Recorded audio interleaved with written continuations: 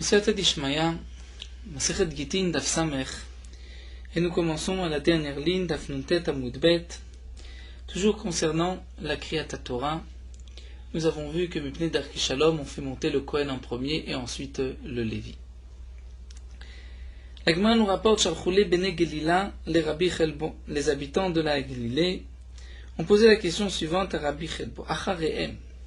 Les Chachamim ont institué que le Kohen va lire en premier, ensuite le Lévi. Mais après le Kohen Lévi, Mikori, est-ce que les Chachamim ont institué un seder particulier, un ordre particulier, et que le Shabbat, Mipnei Darkei Shalom, on va faire monter telle personne avant une autre? Alors la Gemara nous dit, Lo ave beyede. Rabbi Chelbo n'avait pas de réponse. A Teve Shailel Rabbi Tzrak Nafra, il a été posé la question à Rabbi Tzrak Nafra. Amarle lui a répondu, Acharehem, après le Kohen Lévi, Korim, on va faire lire Talmidei Chachamim. N'oublions pas qu'à l'époque, Korim, puisque celui qui montait à la Torah, c'était aussi celui qui lisait à la Torah. Aujourd'hui, le Chazan va lire, étant donné que ceux qui montent à la Torah ne savent pas toujours lire, donc lui va acquitter celui qui monte à la Torah de la lecture. Donc dans la Gemara, on retrouvera le terme de lire. Le Kohen lit en premier, le Lévi lit aussi après, donc en second. Alors Rabbi Tzrak Nafra a répondu à Charehem, après le Kohen Lévi, Korin vont lire Talmidei Chachamim, les Talmidei Chachamim, les érudits en Torah, Amemunim, Parnesim ala Tzibour, qui ont été nommés responsables des besoins de la communauté. Ve'acharehem, et après ces Talmidei Chachamim, vont monter Talmidei Chachamim Areuyim Limnotan Parnesim ala Tzibour, qui ont le niveau, qui peuvent être nommés comme dirigeants de la communauté, même si ils n'ont pas été nommés parce qu'il n'y avait pas de besoin ou il y en avait suffisamment. Et Rashi nous rapporte la Gemara dans Shabbat, quel est le Talmid Chacham qui mérite d'être nommé responsable et dirigeant de la communauté? C'est un Talmid Chacham à qui on posera une question, Bechol Makom, dans n'importe quel sujet de la Torah, et il pourra répondre. Donc une fois qu'on a fait monter les Talmidei Chachamim qui ont été désignés à la tête de la communauté. Ensuite, les Talmidei Chachamim qui ont le niveau qui aurait pu être désigné à la tête du Tzibour. Vacharehem, et ensuite Bene Talmidei Chachamim, les enfants des Talmidei Chachamim, Shavoteim, que leur père, Memunim Parnesim ala Tzibour, ont été nommés responsables, dirigeants de la communauté. Pour le kavod du père, on fait monter le fils. Vacharehem, et ensuite Raché Knesiot, ceux qui sont à la tête de la synagogue, les responsables de la synagogue, Vechol Adam, et ensuite tout homme. Shalchoulé Bene Galil et Rabbi Chelbo, les habitants de la Galilée ont posé la question à Rabbi Chelbo. Mao likrot bechumashim betakneset betzibur. Est-ce qu'on peut lire dans les chumashim à la synagogue, betzibur, dans la communauté? C'est-à-dire, bien sûr, on doit lire dans un Sefer Torah, mais à l'époque, tous les Sfarim, les livres étaient écrits sur des parchemins. On pouvait avoir tout un Sefer Torah où il y a les Chamisha Chumshe Torah, les 5 livres de la Torah qui sont écrits et qui ont été reliés ensemble. Mais il pouvait y avoir des Chumashim. Chumashim, Shon Chomesh, un 5e, c'est-à-dire on a écrit chaque Chumash à part, Bereshit à part, Shemot à part, Vaikra à part, Bamidbar à part, ou Devarim à part. Est-ce que, lorsqu'on doit lire Parashat Bereshit, on peut prendre un Chumash où il n'y a que le Chumash Bereshit? Lo ave beyede, Rabbi Chelbo n'avait pas la réponse. Ateshaïl Rabbi Tzrak Nafra, il a posé la question à Rabbi Tzrak Nafra, Lo ave beyede, lui aussi n'avait pas de réponse. Ateshaïl Bemidrasha, il a été posé la question Bet Midrash ou Pashtua, ils ont répondu Meha de cet enseignement d'Amar Rabbi Shmuel bar Nachmani, Amar Rabbi Yochanan. Rabbi Shmuel bar Nachmani a dit au nom de Rabbi Yochanan, Sefer Torah shechaser yeria achat. Un Sefer Torah où il manque une yeria, c'est-à-dire un morceau de parchemin. La yeria, c'est un morceau de parchemin qui normalement est attaché des deux côtés au reste du Sefer Torah. Dans la Yeria, il peut y avoir plusieurs colonnes d'octaves, plusieurs amoudim. Eh bien, le Sefer Torah, Shechiser Yachat, où il manque une Yeria, En Korimbo, on ne pourra pas lire. Donc, de même, si il n'y a pas les 5 livres de la Torah qui ont été attachés, liés, cousus ensemble, on ne pourra pas lire dedans. Vélo, Imelagman dit ce n'est pas une preuve. Hatam, Mersar Bemilte, là-bas, le Sefer Torah est manquant. C'est appelé un Sefer Torah, mais c'est un Sefer Torah où il manque une Yeria, donc on ne peut pas lire dessus. Mais ici, c'est appelé un Chumash, et le Chumash est entier. Rabba et Rav Yosef d'Amre Tarvayu, Rabba et Rav Yosef ont tous les deux dit, En Korim Bechumashim Betakneset, on ne lira pas dans un Chumash. C'est-à-dire si nous avons juste Bereshit, ou juste Shemot, ou juste Vaikra, on ne lira pas dans la synagogue. Il faut avoir un Sefer Torah tout entier, Mishum Kvod HaTzibur, pour l'honneur de Tzibur de la communauté. Comme dit le Bar, on ne va pas lire Verabba, mais Rabba et Rav Yosef d'Amre Tarvayu ont tous les deux enseigné que Haï Sefer Haftarata, le Sefer des Haftarot, où est écrit les Haftarot, Asur les Mikrebe be Shabbat. Nous avons l'interdiction de lire dedans le jour de Shabbat. Donc il y avait un Sefer où toutes les Haftarot étaient marquées. Donc les Haftarot, ce sont des parties, quelques prakim, des Nevim et des Ktuvim. Lorsque les Nevim n'ont pas été écrits tout entiers dans un parchemin, mais juste les Haftarot, Rabbi et Rav Yosef nous disent on ne peut pas lire dedans Beshabbat. Maïtama, pour quelle raison? Delonitan likatev. Parce que nous n'avons pas le droit d'écrire moins qu'un Sefer entier. Donc si on veut écrire la Haftara, lorsqu'il y a une Haftara de Yoshua, on doit écrire tout le Sefer Yoshua. On prend Shmuel, on écrit tout le Sefer Shmuel, tout Melachim, et ainsi de suite. Mar Baravashi Amar les Tiltulé Nameasur. Mar Baravashi nous dit, même de le transporter, c'est interdit, il est Moukse Maïtamad. Alors Chazel Mikrebe, puisqu'on ne peut pas lire dessus. Velohi, Menagma nous dit, mais non. En vérité, Charel et Tiltulé ve Charel et Mikrebe, on peut le transporter, et on peut lire aussi la Haftara dedans. Des Rabbi Yochanan, Rabbi Shimon ben Lakish, puisque Rabbi Yochanan, Rabbi Shimon Lakish Ma'ine Besifra d'Agadeta Beshafta, avait l'habitude de lire, de regarder dans un Sefer de Agadot, où était écrite la Agadot le jour de Shabbat. Et pourtant, Valonitan Likatev, la Torah orale, nous n'avons pas le droit de l'écrire. Les Drashot, l'explication des Psukim, l'Agada, nous n'avons pas le droit de l'écrire. Ça fait partie de la Torah orale. Et pourtant, Rabbi Yochanan, Rabbi Shimon ben Lakish pouvait lire et le déplacer Shabbat. Et là, donc comment se fait-il? On va expliquer. Kevan delo efshar, puisque nous n'avons pas le choix. C'est-à-dire, à leur époque, on était obligé d'écrire, sinon la Torah allait être oubliée. Donc on fait rentrer la notion de Et la Sot Lachem, c'est un moment de faire pour Akadosh Baruch Hu. Hefaru Torah Tera, nous avons le droit même de transgresser sur une interdiction de la Torah, c'est-à-dire, si nous allons maintenant faire cette takana Leshem Shamaim pour que la Torah ne soit pas oubliée, nous avons le droit de transgresser l'interdiction qui nous interdit d'écrire la Torah orale. Et donc on va écrire la Torah orale et on pourra donc lire Shabbat. Si c'est ainsi, si on fait rentrer ce principe, puisque chaque communauté n'a pas la possibilité de se faire écrire des Nevim, à part un avis de Yoshua, de Shmuel, de Malachim, de Yecheskel, Yeshaya, donc on aura le droit, on pourra écrire le Navi, même des parties de Nevi'im, dans un parchemin et on pourra lire avec la communauté. Abaye Meraba. Abaye pose la question suivante à Rabba. Ma'u lichtov Megillah letinok. Avons-nous le droit d'écrire une Megillah letinok pour un enfant?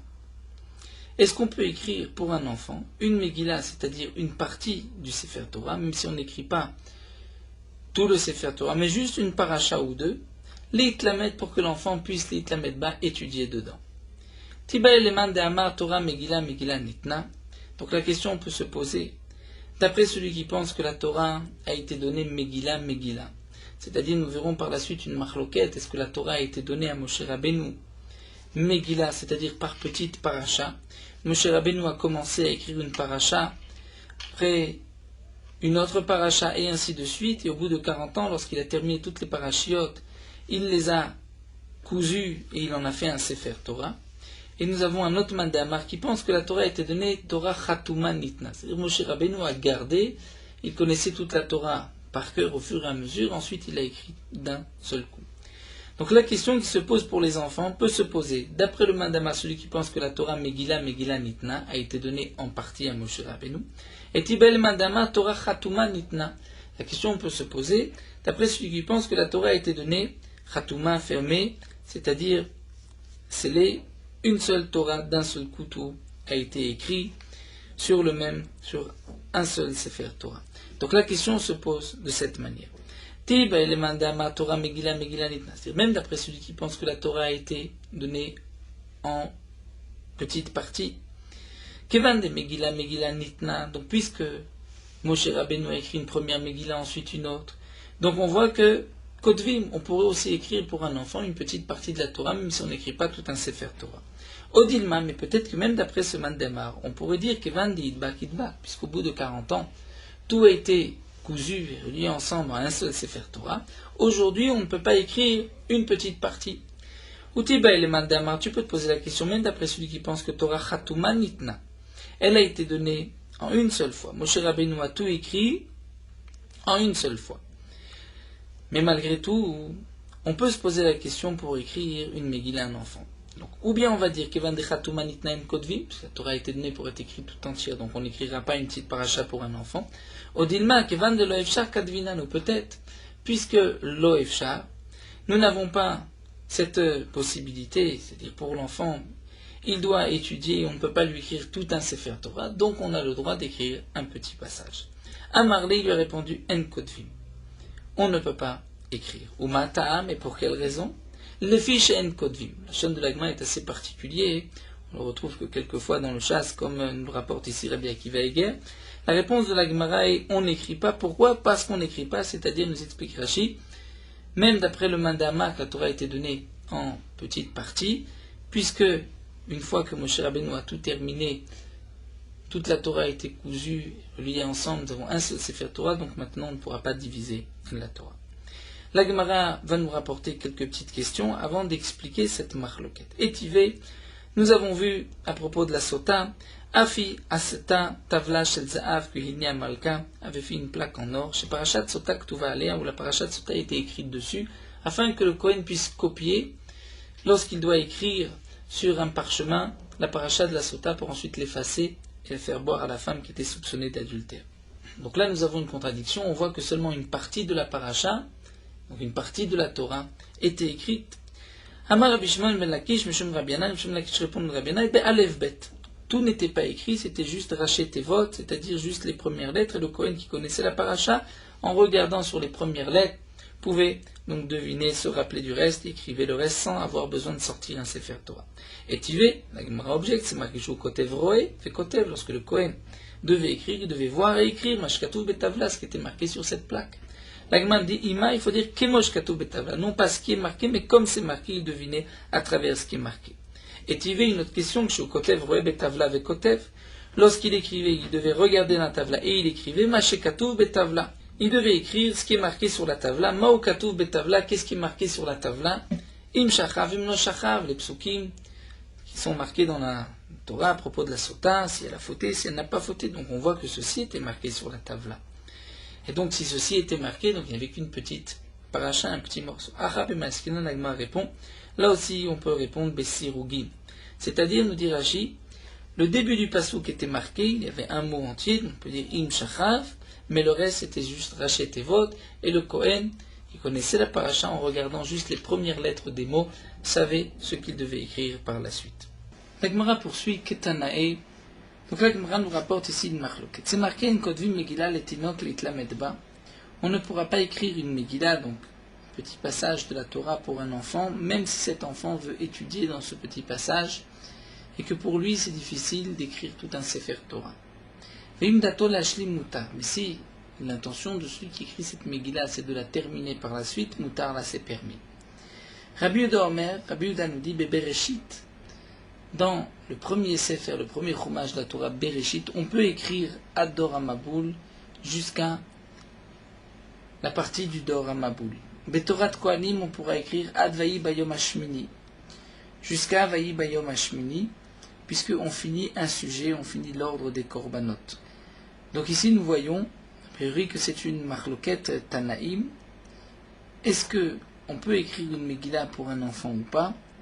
Donc nous voyons ici, d'après Tanakama, qu'on ne peut pas écrire une Megillah pour un enfant. Et nous voyons que d'après Rabbi Yehuda, on peut écrire une Megillah pour un enfant, donc une partie de la Torah, par exemple Bereshit jusqu'à Dor HaMabul. Donc on retrouve ici la marloquette Tanaïm, une marloquette Tanaïm concernant la question que nous avons vue. Est-ce qu'on peut écrire Megillah letinok ou pas? C'est une marloquette Tanaïm. La Gemara nous dit Amar Rabbi Yochanan enseigne.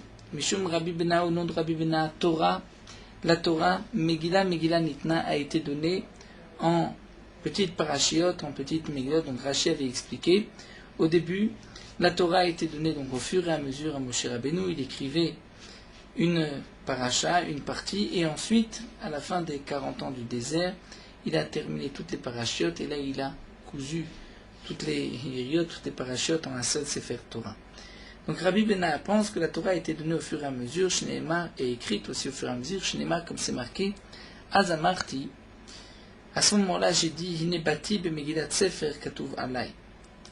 L'explication de ce passouk, nous explique Rashi, c'est que lorsque la question s'est posée sur David Ameler, comme c'est rapporté dans la Gemara de Yevamot, lorsque Shaoul et Doeg ont voulu rendre passoul David Ameler de rentrer dans le Kaal, puisque David Ameler était descendant d'une Moabite de Ruth, et la question est de savoir si la Torah a interdit le Moavi et la Moabite, ou juste le Moavi et pas la Moabite.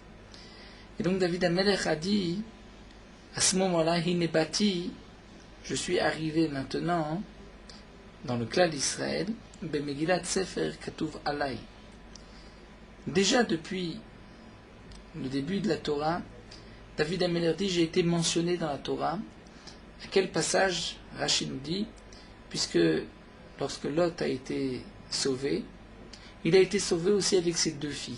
Et Shne benotecha nimtsaot, le malach étaient deux filles qui se trouvent avec toi, tu vas aussi les sortir de cet endroit. Et on apprend de ce passou que c'était un mérite de David Ameler qui devait descendre de route à Moavia, et de Naama Ammonite, qui était donc la mère de Rechavam, le fils de Shlomo, puisqu'on retrouve aussi le terme de Animtsaot, et on trouve aussi les propos de David Ameler, Matzati David Avdi.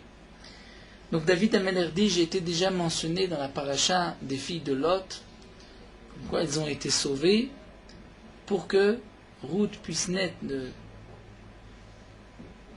des Moaviotes, des filles de Lot, puisque des filles de Lot est né le peuple de Moab, le peuple de Ammon. Donc Ruth à Moavia et Naama Ammonite. Donc David Ameler dit, j'ai été déjà mentionné Megillat Sefer. David Ameler appelle la Torah Megillat Sefer, donc nous dit Rashi, c'est qu'au début, la Torah a été écrite en petites parties, donc la Megillah de Bereshit, la Megillah de Noach, la Megillah de Avraham, on va dire Lech Lecha. Et donc David Ameler a dit, c'était dans la Megillah de Avraham que j'ai été mentionné. Et ensuite, donc à la fin des 40 ans, chez Rabbeinu a cousu toutes les parachiotes et on a fait un seul Sefer Torah. Donc on voit ici que d'après Rabbi Yochanan, la Torah a été donnée au fur et à mesure et a été écrite aussi au fur et à mesure, puisque David Ameler appelle la Megillah de Avraham, Megillat Sefer. Rabbi Shimon ben Lakish lui dit non, Torah Chatuma Nitna, la Torah a été donnée terminée, entière. Et comme Rachid avait expliqué au début, elle n'a pas été écrite sur le moment. Moshe Rabbeinu a attendu d'écrire la Torah jusqu'à la fin des 40 ans, lorsqu'il a reçu toute la Torah. À ce moment-là, il a écrit toute la Torah et ceux qu'il avait retenus aussi par cœur. Chez Néma, comme c'est marqué, la Kohar et Sefer HaTorah Azot, on retrouve dans le passouk la Kohar, on prend et Sefer HaTorah Hazé, ou Azot, ici c'est marqué Azot, mais dans le passouk c'est Hazé. Donc de prendre ce Sefer Torah, celui-ci, donc c'est un seul Sefer Torah, Sefer HaTorah Hazé. Donc non pas des Megillot, mais un seul Sefer Torah. Alors l'Agma nous dit Ve'edach name active la Kohar. Donc on posera la question sur Rabbi Yochanan, pourtant c'est marqué la Kohar Sefer HaTorah Hazé, il s'agit d'un seul Sefer Torah. Rabbi Yochanan répond, c'est vrai, à Ole Batar de Idvak. Une fois que le Sefer Torah a été collé, relié, cousu, là c'était un seul Sefer Torah. L'Agma dit Ve'edar, mais Resh Lakish, c'est aussi marqué le passouk de active de Megillat Sefer Katuvala, et donc on voit que la Torah est appelée Megillah. Haou, là Resh Lakish répond ce passouk parce que dès que la Torah coule a écrit Megillah. En vérité, toute la Torah est appelée Megillah, directive comme c'est marqué Vayomer Elai. Il lui a dit un passouk dans Zecharia, Ma ataroé, qu'est-ce que tu vois? Va Omar, et j'ai dit Ani roé. Je vois Megillah Afa, une Megillah qui était en train de voler. Donc de ce passouk, nous voyons que le Sefer Torah est appelé Megillah, puisqu'on retrouve dans le passouk Megillah Afa, et il s'agissait d'un Sefer Torah. Iname, ou bien encore on peut dire l'Egdé Rabbi Lévi. Comme l'a enseigné Rabbi Lévi, c'est-à-dire, nous dit Rashi, les 8 parachiotes que Rabbi Lévi va nous rapporter, ce sont ces parachiotes qui sont appelés Megillah. De quels parachiotes il s'agit? d'Amar Rabbi Lévi, Shmona parachiotes ne'emru bayom shukam bo mishkan. Il y a 8 passages, 8 parachiotes qui ont été dits le jour où le Mishkan a été érigé, c'est-à-dire le premier Nissan de la deuxième année après la sortie d'Égypte. De quel parachute il s'agit? Elwen Parashat Kohanim. Donc nous allons voir ici des parachutes qui sont, d'après ce Man de Hamar, appelés Megillah. D'après Resh Lakish, ce sont ces parachutes qui sont appelés Megillah.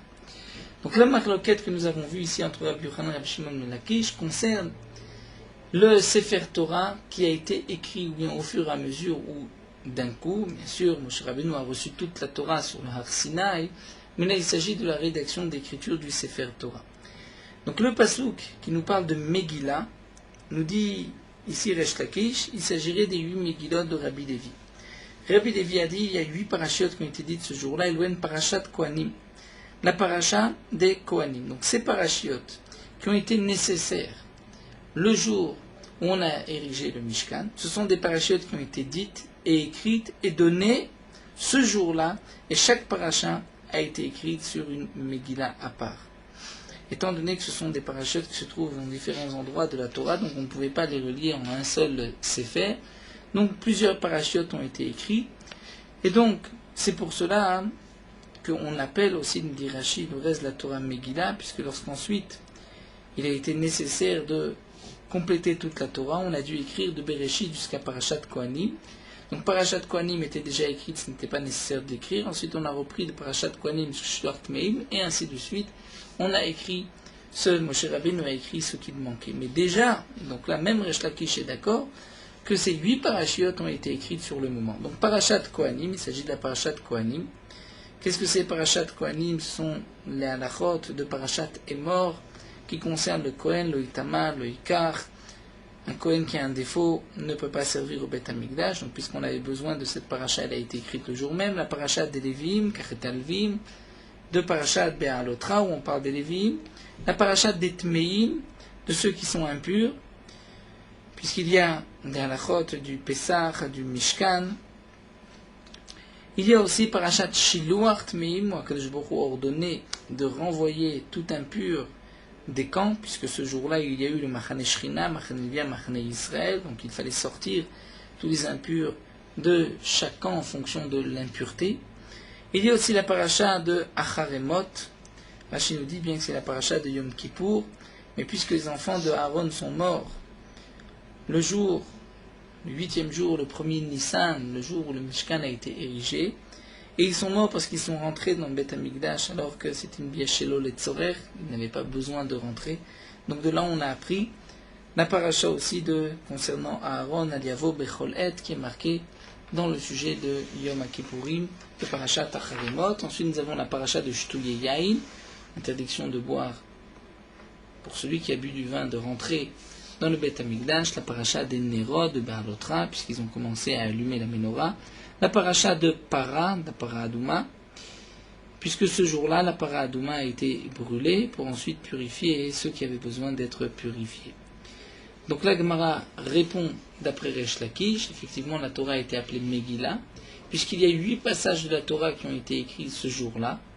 Ce sont des passages qui ne sont pas regroupés dans le Sefer Torah, donc il fallait écrire des Megillot à part. Et lorsque Moshe Rabbeinu a dû rédiger, écrire toute la Torah, donc là il a commencé de Bereshit jusqu'à la paracha des Kohanim, la paracha, d'abord la première c'est donc la paracha de Beyom Hashmid, de Shtouye Yain, et ainsi de suite il a sauté pour ensuite regrouper tout le Sefer Torah avec ses parachiotes. Amar Rabbi Lazar nous dit Torah, Rov Birtav ou Miut Alpe. La Torah a été donnée en majorité. Donc la majorité de la Torah, ce sont des midrashim qui sont écrits. Donc on va être Doresh, ce que nous savons, nous dit Rashi, par le Klalouprat, la Xerashava, les autres midot, Aaron Brechet Baem. Donc ce sont des passages, des mots de la Torah qu'on va être Doresh, ça c'est la majorité de la Torah. Ou Miut, mais une minorité va être Alpé, c'est-à-dire à l'oral, où il n'y a pas de remez pour l'apprendre de la Torah, mais ça a été dit, les Moshe, Misinaï, Alpé oralement. Chez Neymar, comme c'est marqué, nous dit Rabbi Lazar, Ertovlo, dit le pasuk, Ertovlo, Roube Torati, Kemozar Nirshavu. Ertovlo, je vais lui écrire Roube Torati, donc la majorité de ma Torah, la majorité de la Torah est écrite. Rabbi Yochanan dit non. Rov Alpé, la majorité de la Torah, c'est une tradition que nous avons chez Misinaï. Umiud Birtav, il n'y a qu'une minorité qui est écrite. Chez Neema, comme c'est marqué, dans un autre pasuk qui est Alpi, Hadevarim Haele Karati Traberit Vet Israël. Sur ces choses-là, ces paroles, Alpi Hadvarim Haele, donc Rashi nous dit, Al Shebe Alpi. C'est-à-dire Alpi, c'est ce qui a été dit oralement, où là il y a eu une alliance entre le peuple d'Israël et Akadosh Baruch Hu, donc c'est la majorité de la Torah, puisque l'alliance a été scellée sur cette partie. Alors la Gemara se tourne vers l'autre mandama. Ve'edach name aktiv echtov lo hu betorati. C'est d'après Rabbi Yochanan, pourtant, nous avons un passage où c'est marqué echtov lo hu betorati, donc la majorité de la Torah a été écrite. Il dit non, ahu atmue kametama. Là c'est le passage qui pose la question avec étonnement.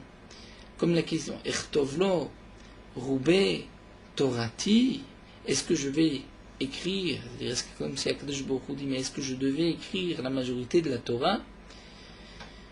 Mais pourtant, Haloke Mozar Nershavu, c'est-à-dire même ce que j'ai écrit est étranger au Bnei Israël. Donc il est évident, Akadosh Baruch Hu, que je ne vais pas écrire la majorité de la Torah. La majorité de la Torah reste une Torah orale. Vedar, et l'autre mandéama, donc Rabbi Lazar, qui pense que la majorité de la Torah est écrite, active, pourtant c'est marqué qu'Alpiad Varim Haele sur ces paroles, et l'alliance a été scellée sur ces paroles, donc c'est la majorité de la Torah. La Gemara dit non, Haou, Mishum de Takif et Legmigmerin.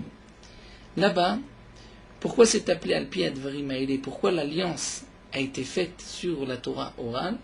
C'est parce que cette Torah est dure à étudier, à apprendre. C'est pour cela qu'il y a eu une alliance spécialement sur cette Torah. La Gemara continue d'Arash Rabbi Yehuda ben Nachmani. Rabbi Yehuda ben Nachmani a enseigné Miturgemane de Rabbi Shimon ben Lakish, de la traduction des enseignements de Rabbi Shimon ben Lakish. Ktiv, c'est marqué. Dans un pasuk, nous avons Ktov lechai tadvarim ha'ele. Donc écrit ces paroles-là. Vertiv, c'est marqué qui alpi advarim ha'ele. Qui alpi, donc ce n'est pas écrire, c'est à l'oral, alpi sur la bouche. Haketsan, comment expliquer? Est-ce que la Torah a été écrite ou pas? De là, on apprend un grand klal, dvarim chez birtav et atarachai leomram alpi. Ce qui est birtav, la Torah écrite, tu n'as pas le droit de la réciter par cœur. Et dvarim chez alpi et atarachai leomram birtav, et ce qui a été donné alpi, comme la Torah orale, même la Mishnah, la Gemara, nous n'avons pas le droit de l'écrire. On doit la garder à l'oral. La Torah a été, donc comme la Gemara, la Torah chez Béalpé a été écrite par la suite, puisque les ministres risquaient d'oublier la Torah, donc il valait mieux l'écrire et transgresser ce din qui est de ne pas écrire la Torah orale plutôt que de perdre entièrement la Torah orale. Mais nous avons malgré tout la première partie qui reste d'actualité. Les psukim qui sont marqués dans la Torah, nous n'avons pas le droit de les réciter par cœur. On ne peut pas réciter un passage du Chumash par cœur. C'est pour cela que dans les Rishonim, nous avons la question concernant, par exemple, le Kriyat Shema. Comment se fait-il que le Kriyat Shema, on peut le lire par cœur? Ou le Kiddush, une partie de n'importe quel pasouk que nous avons l'habitude de dire par cœur, ou même dans la Tfila, la paracha du Tamid.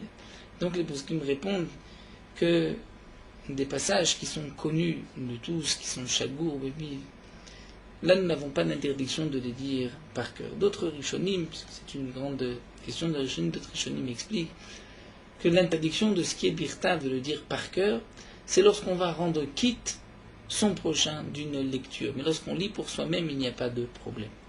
C'est intéressant de me rapporter un minag, le mékor du minag, chez les Ashkenazim dans la Tfila. Prenons l'exemple de la Tfila du soir dans Emet Ve'emuna. À plusieurs reprises, les Ashkenazim s'arrêtent et toute l'assemblée continue ensemble comme Michamocha Bagilim Hashem et aussi Ve'amru Hashem Yimloch L'Olam Va'ed. Ce sont des passages qui sont mis ensemble par la communauté.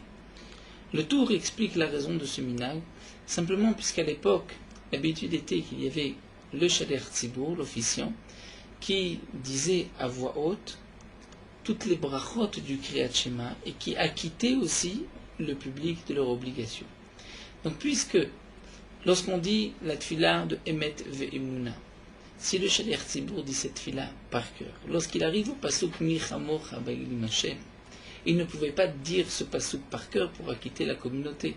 Donc c'est pour cela qu'il s'arrêtait et la communauté ensemble disait Michamo Chablem pour ensuite continuer jusqu'à Hashem Imloch Leolam Vaed, où là aussi c'était dit par l'ensemble de la communauté, simplement parce que c'était le Chazan qui devait acquitter toute la bénédiction, donc c'était le cas de toute la bénédiction, et le Kaal ne pouvait pas entendre Hashem Imloch Leolam Vaed ou Michamocha du Shaliach Tzibour qui récitait par cœur et en même temps s'acquittait. La Gemara continue, de Rabbi Ishmael Tana, nous avons un enseignement du Beth Amidrash de Rabbi Ishmael. Ele, c'est marqué qui a devarim ha'ele, ces paroles-là. Ele atakotev, vi atakotev halachot. Nous dit ici le Rabbi Ishmael, tu as le droit d'écrire ce qui est marqué, c'est-à-dire les psukim de la Torah, mais tu ne peux pas marquer les halachot, on va dire la Torah orale. Amar Rabbi Yochanan lo karat HaKadosh Baruch Hu berit im Israël, HaKadosh Baruch Hu, dit Rabbi Yochanan, n'a lié, a scellé d'alliance avec le peuple d'Israël, la Bishvil Dvarim Shebe'alpe, seulement pour la Torah qui est Béalpé, qui a été donnée oralement. Shneimar ki alpi advarim haele karati itra berit ve'et Israël, c'est pour ces choses-là, pour ces paroles qui ne sont pas écrites, que j'ai fixé une alliance entre toi et le peuple d'Israël. Donc là, nous avons fini quelques Magadot, et nous reprenons avec notre Mishnah ce que nous avons vu Mipnei Darkei Shalom. La Mishnah nous avait enseigné, donc tout d'abord, qu'on fait monter d'abord donc, le Kohen à la Torah, ensuite le Lévi. Donc là, nous avons enchaîné tout un daf autour de cette halakha. Et ensuite, la Gemara continue. Le deuxième point, nous avons vu Ma'arvin bebayit yashan Mipnei Darkei Shalom. Lorsqu'on avait déposé un hérouv dans une maison depuis longtemps, on ne peut pas changer de maison. Pourquoi? Maïtama, pour quelle raison? Il est marrant. Quel est le Darkei Shalom? Mishum kavod. Si c'est pour le kavod, c'est-à-dire pour l'honneur du balabait où on avait déposé le hérouv, on ne peut pas changer. Pourtant, veha hahushipura, il y avait un chauffard avec lequel on sonnait toutes les veilles de Shabbat, comme c'est rapporté dans la Gemara, de sonner chez Shtkiyot be'erev Shabbat. Au début d'Ave Mikara Berab Yuda, c'était chez Rabbi Yuda, Besov Berabba, ensuite chez Rabba, Besov Berav Yosef, ensuite chez Rav Yosef, Besov Be'abaye, ensuite chez Abaye, Besov Berava, et ensuite chez Rava. Rachid nous dit aux différentes époques où chacun était Rosh Yeshiva Pompadita, et donc le chauffard est passé de maison en maison, et pourtant on voit qu'on ne dit pas que Mishum Kavod, il doit rester au même endroit. Rachid donne une autre explication du chauffard, c'est un chauffard où on mettait de l'argent Nedava pour les Bnei HaYeshiva. Alors la Gemara nous dit effectivement la raison pourquoi on ne change pas d'endroit Mishum Chashda, à cause d'un soupçon, c'est-à-dire celui qui avait l'habitude de voir dans cette maison le hérouv, et qui demain se rendra dans cette maison et ne voit pas de hérouv, va se dire tiens, mais les gens du Khatser n'ont plus de hérouv et pourtant ils continuent à porter.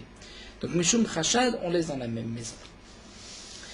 Nous avons vu un autre din, Bor Shaoukarov le Amma, lorsqu'il y avait un puits qui était proche de cette rigole, de cette eau qui avait été déviée du fleuve pour arroser les champs. Nous avons vu que pour remplir un puits, Mitmale Rishon, c'est le puits qui est le plus haut, le plus proche de la Amma, de cette rigole, de ce ruisseau, qui va remplir le puits d'eau en premier.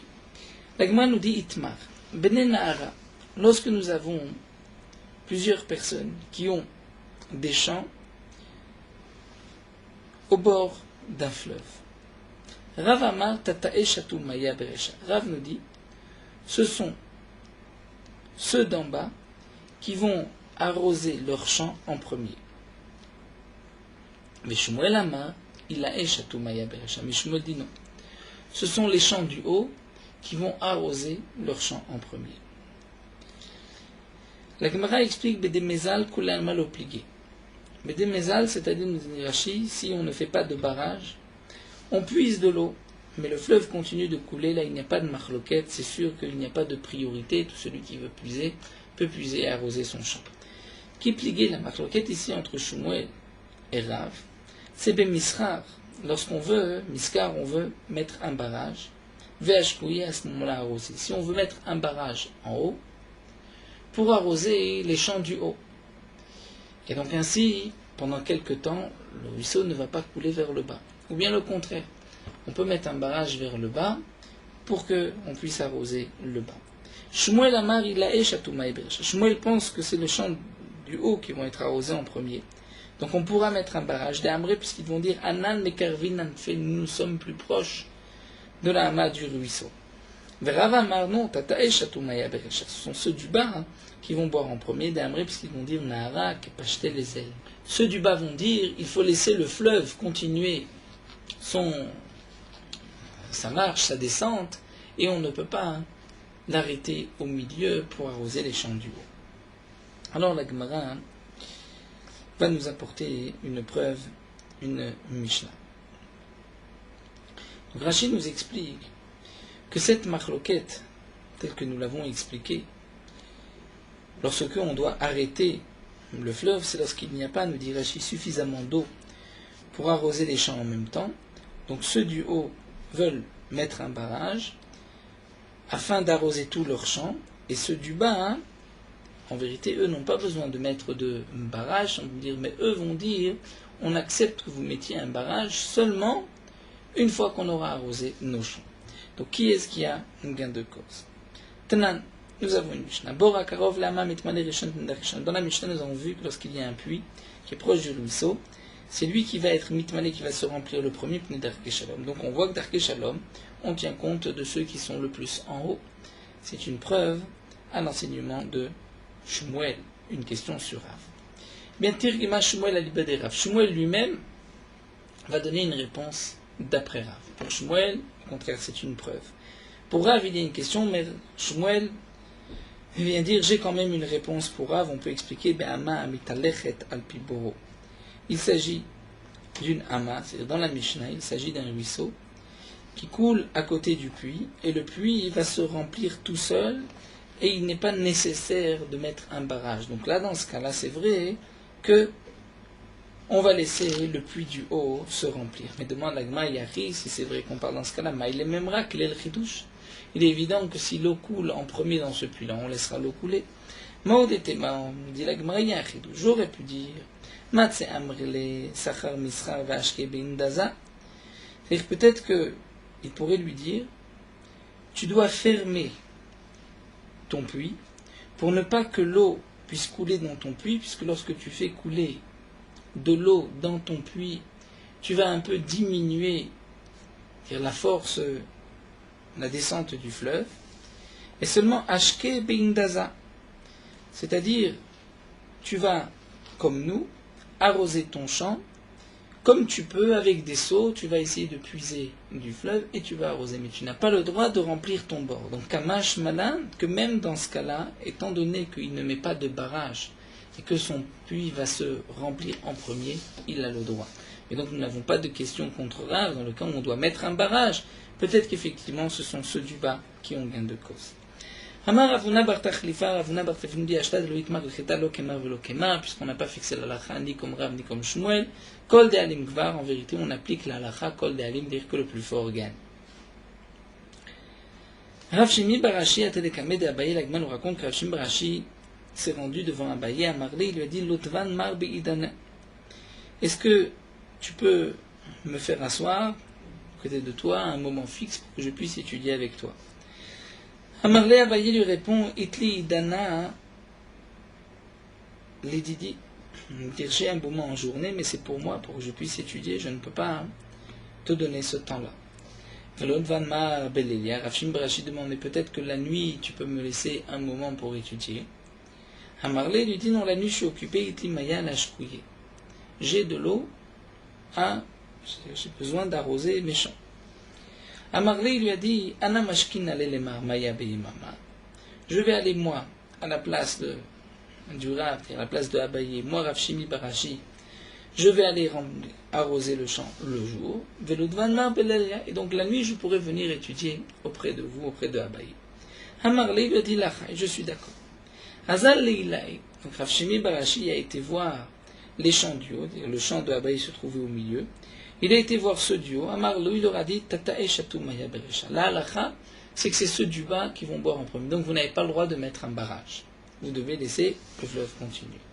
Hazal le Tatae, il a été vers ceux du bas. Amarlou, il leur a dit Ilaou Chatou Maya Berecha. La halakha, c'est que c'est ceux du haut qui vont arroser leur champ en premier. Donc ils peuvent mettre un barrage et vous, vous devez attendre. Et donc, entre-temps, il a mis un barrage et il a pu lui arroser les champs de Abaye qui se trouvaient au milieu. Donc là, c'était une ruse de Rav Shimi bar Ashi d'utiliser et la vie de Rav et la vie de Shmuel pour pouvoir arroser son champ, le champ de Abaye au milieu.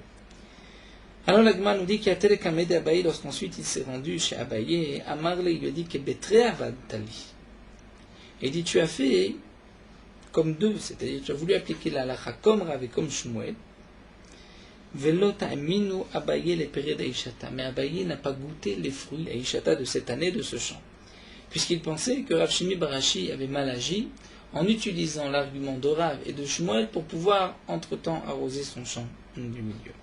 Tosfot nous dit qu'en vérité Rav Shimi bar Ashi lui pensait que comme nous avons fixé la halakha kol de alim gvar, donc il pensait qu'on pouvait utiliser les deux arguments, et pour ceux du haut et ceux du bas.